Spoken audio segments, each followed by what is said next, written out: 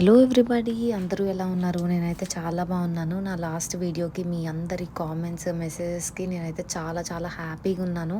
So, jobs చేసేటప్పుడు నేను ప్రాపర్‌గా తినేదాన్ని కాదు. Morning oats, afternoon rice and night వచ్చేసి సాలడ్ తినేదాన్ని.